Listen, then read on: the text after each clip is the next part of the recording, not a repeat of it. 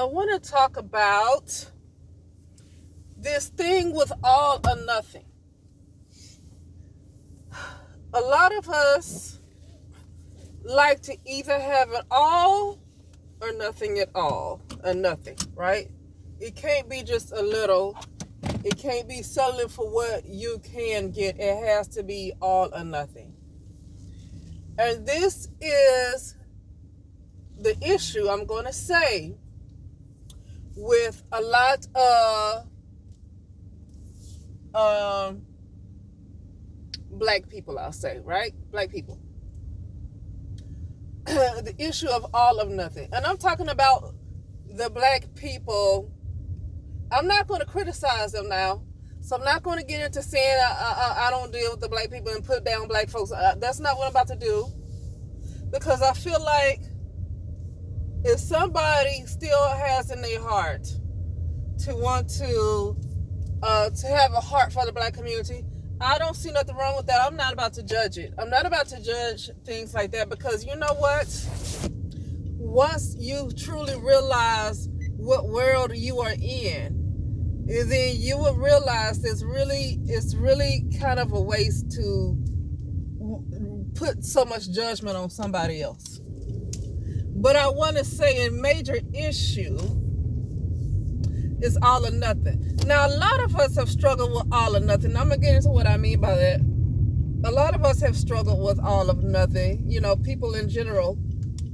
When we might want something, and we might not want to start small, we might want to go big. Or we might not want to, And so, when I talk about the black community, right? You have a lot of people that talk about my people, right? And they want all these answers of what they should do to have more intact families. What should be done? What is this? What can we do? What can we do? What can we do to make this better? What kind of solutions? What's the solutions for the children? And here's the thing. And this is something that other nations that are developing kind of understand, is that you cannot hold on to rotten apples and think that it's not going to cause a problem amongst all the other apples. You cannot continue to keep some rotten apples in a bag around all the good apples and think they won't turn rotten too. I'm going to use this as an example. This is not to say anything about this man, because I'm really over really caring about what people say, because the problem that I always saw when I first saw that there was a lot of bashing of the black women. The problem that I saw, because it's not that I thought that black women were perfect. I knew they weren't. The problem that I saw of going online and not having an issue with tearing down black women, and I said this before, I tried to get another black woman, because I did a lot of home health in Los Angeles, a home health therapist. And I was talking to this black lady. She had a son, and I was talking about this alarming rate of bashing black women online. Okay? And she was just saying, well, I just ignore it. I don't let it get to me. I just don't let that get to me. You got to know how to feel about yourself. And the problem with a lot of black people is that they don't understand how a whole generation is affected by actions. They only seem to think about themselves. I think a lot of black people are very self-centered. Okay, I think they are very self-centered. They're very me, because they for some reason they don't seem to have foresight. A lot of black people don't seem to have foresight. They feel like as long as it's not bothering them, it's okay. And I'm gonna say this: this has kind of been a problem for thousands of years with black people. Like black people can't hold on to wealth. Black people can't seem to hold on to wealth. Just to kind of sidebar, this is a problem Mansa Musa had. Okay?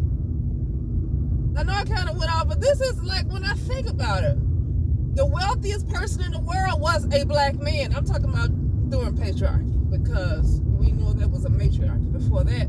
But the wealthiest person in the world, and still to this day, who is seen as the wealthiest person in the world, has always been a black man named Mansa Musa.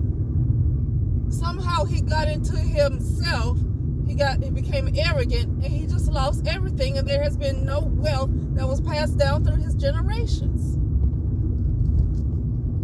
There does not seem to be a concern for future generations like other nations care about their future generation. That does not seem to be a concern about legacy among black people like there is with other nations. So something needs to change in the minds of black people. Now I can say that because this has ran across my mind, and I know this for a fact has happened. There's a lot of spiritual work that is on black people that needs to be undone. Okay, I'll say it like that. But the issue, we're only seeing it that way, to think that there is there is something that people have put on a lot of black people. The problem with that is that this has been a problem for thousands of years that black people have failed to have, and on the globe, black people for some reason have failed to have foresight. They have always failed to have foresight. So now you just can't blame it on some kind of magic spells that people put on you. It's not to say that it didn't happen, but it can't just be blamed on that, because this has been a problem for thousands of years. But I'm gonna go back to how I started this video though. You know, the all or nothing is how I started this. So I'm gonna go back to the all or nothing. We have all been like that. We want all, we want nothing, and we would just suffer all kinds of suffering until we get this all. It can be on anything in life. It could be like a play that you want to do. It could be something that you want, and instead of allowing yourself to maybe start small and build yourself up, you just rather have it all and mix in all of the dirt and poisons. It doesn't matter if it's a bunch of stuff mixed in. You just want it all. And this is what it is with black people.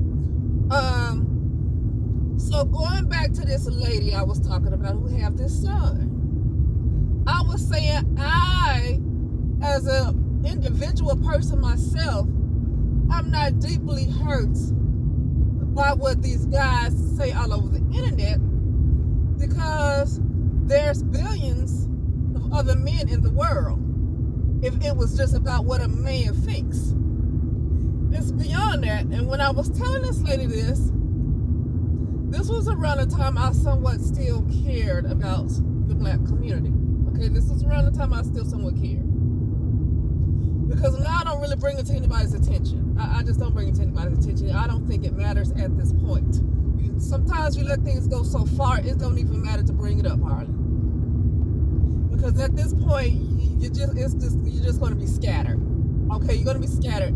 You'll have individual people who do well, and you try to make videos to, help other individual people to move on with their lives. But I mean, you're really just going to be scattered. That's not going to be, that's how it's going to be now, because things have gone too far. And I told her, I said, dude, my concern is even more than affecting the little black girls, which it has affected black girls, but even worse than that, it's going to affect black boys. I saw this back then. I saw this, that it was going to ruin the black boys of the future. I saw this back then. I said, because there's a lot of black boys that do not have a positive black male role model in their lives. And so these guys who are on YouTube tearing black women down, they are going to they're going to give a lot of their energy to these guys, because that's the only kind of male they really see. And I say males who might have been attracted to black girls or black women are being bullied to not be attracted to them. I have heard about black boys who thought that a black girl was attractive. And because there was some kind of agreement amongst the black males, I don't know. This is the story that some of them have told. That they were bullied. They were like literally bullied out of being interested in this black girl. Because it's almost like they were supposed to stand in solidarity to not be attracted. Like if anybody were to admit they were attracted publicly, it would be a problem. Like they had some kind of thing, some kind of agreement, some kind of cult going, where they were not supposed to be attracted to black women or black girls, at least not say it publicly. It was like some kind of cult that was going on. Okay? So this is what I was trying to get her to understand, is that this person, and she was saying, well, what one person thinks doesn't have anything to do with the whole, what one person thinks doesn't have anything to do with the whole. I said, but you have to realize this person has a large subscriber count, and they're getting a lot of views. So it's not just one person's opinion if this person has a page that's growing like that. You know, this is not just one person's opinion, and this is going to become a problem. And obviously, exactly what I was trying to get her to see is what's happening now. I'm gonna say something to this too. That was a way of population control. They want to talk about all this doggone. People want to talk about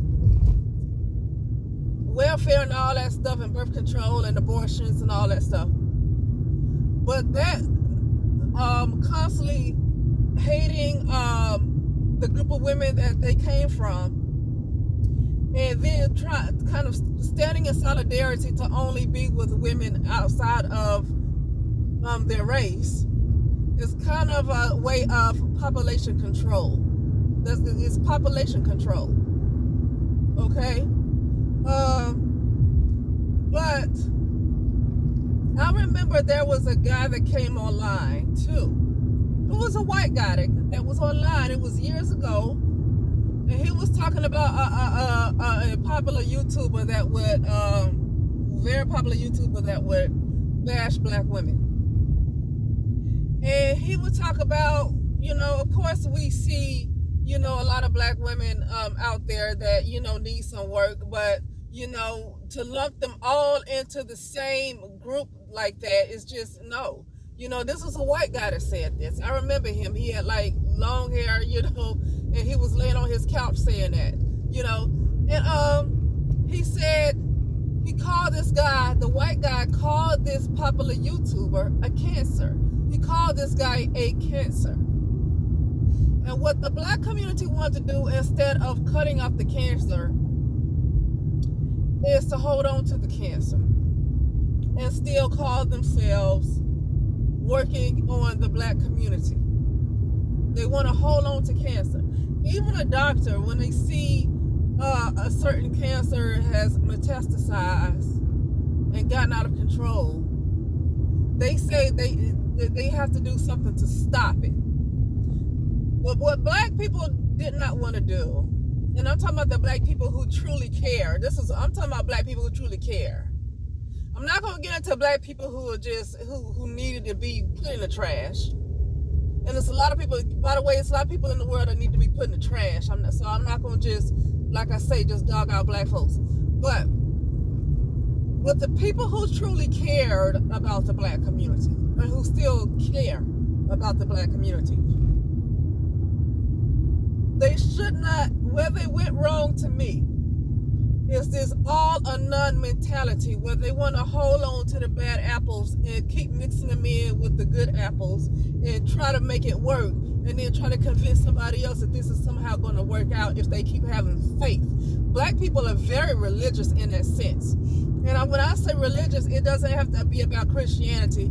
That's not necessarily what I'm talking about. I'm talking about black people think differently from other nations. Other nations don't hold on to faith.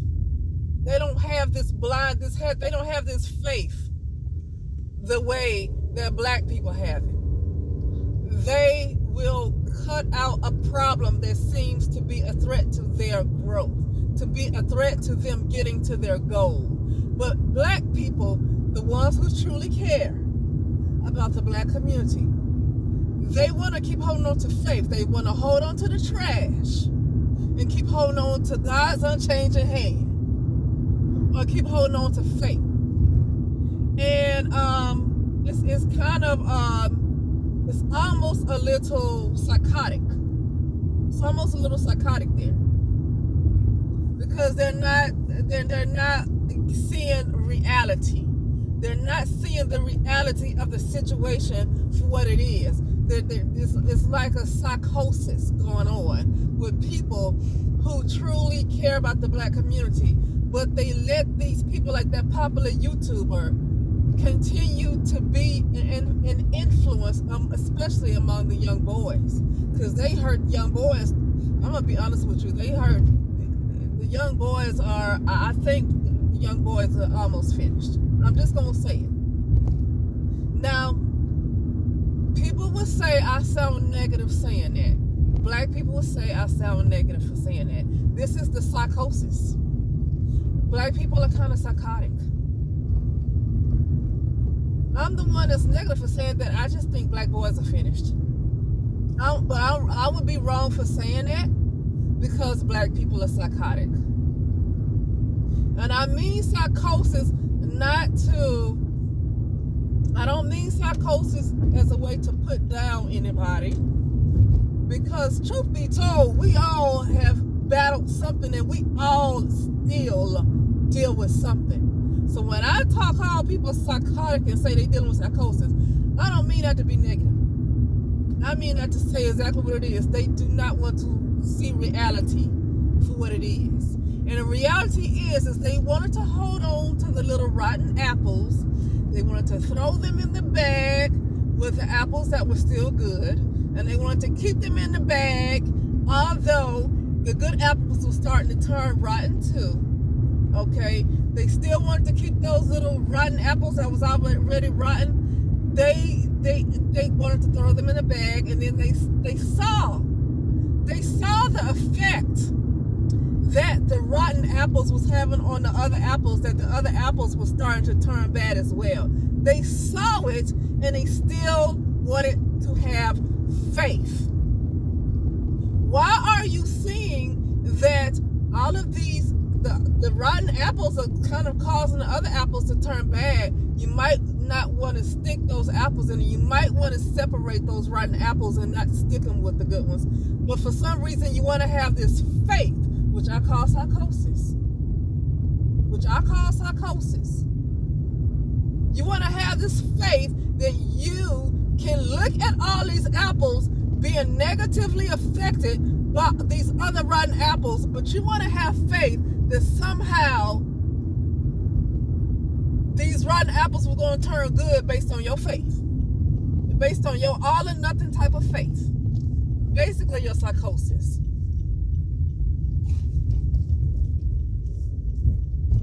And so, that's all I want to say. But black people and people in general, but specifically black people, and the reason why is because black people have this thing about black people can be very spiritual or delusional, okay, and not really see things for what they are, but feel like what they want to happen is so strong, that their desires is so strong that they are going to change somebody else's will. And it has not happened yet. But the black people who still truly care about the black community are still going to think that their faith and their wants are so strong that they are going to change the way somebody else behaves. Okay? But and so that's that all or nothing. Other nations are willing to cut out those consider a dead weight. They are willing to cut out those who can share their same complexion, who can share their same culture. But a lot of them are willing to cut out those, especially nations who are more progressive. I'm going to say nations who are more progressive. They will cut out anything that appears to be a threat to them reaching their goals. They're not going to hold on to any rotten apples, having this faith that if they hold on hard enough and they just have this faith and this strong want hard enough that this person is actually going to change who they are. They know better than that. Now I'm not gonna brag on these other nations, because these other nations can be quite corrupt.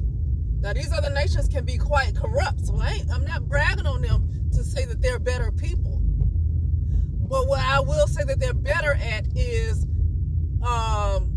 they understand if they want something, they understand how to eliminate anything that will hinder them from reaching their goals.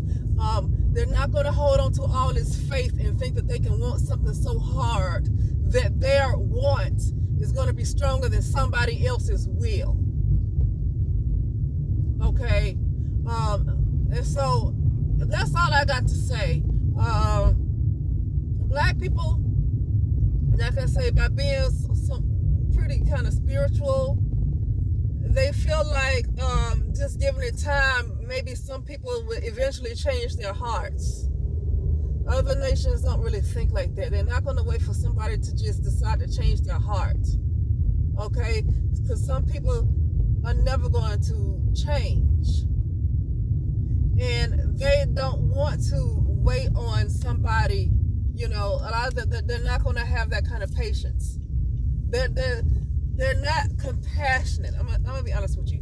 These other nations, because having too much compassion can turn into delusion.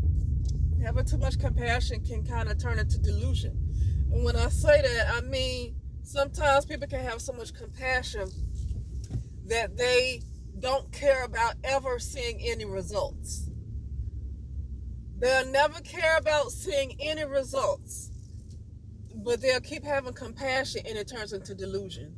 And a lot of these other nations that see things for what they are and they cut the dead weight, they don't have the kind of compassion that a lot of these black folks have, that want to hold on to the rotten apples and mix them in with the good apples, and they see the good apples turn rotten, but they just want to have all this compassion and faith, right? A lot of other nations, they don't have that kind of compassion. A lot of them don't have. I'm gonna be honest with you. A lot of them are cold. That's why I'm saying I'm not gonna brag on them as if they're good people. I'm not gonna brag on them as if they're good people, but a lot of them don't have compassion. A lot of them don't care. A lot of them will kill you on the spot if you stop them from reaching their goal. They will. They don't care. And so that's all I got to say. They not into that all or nothing. Okay, so like if 50 or 55% of their population was rotten, they would cut out that 55%, take the 45% of their population and to go on about their business and grow from there. They're not going to hold on to something because it's going to continue to get worse. Okay? And so, yeah, that's all I got to say. And I will talk later.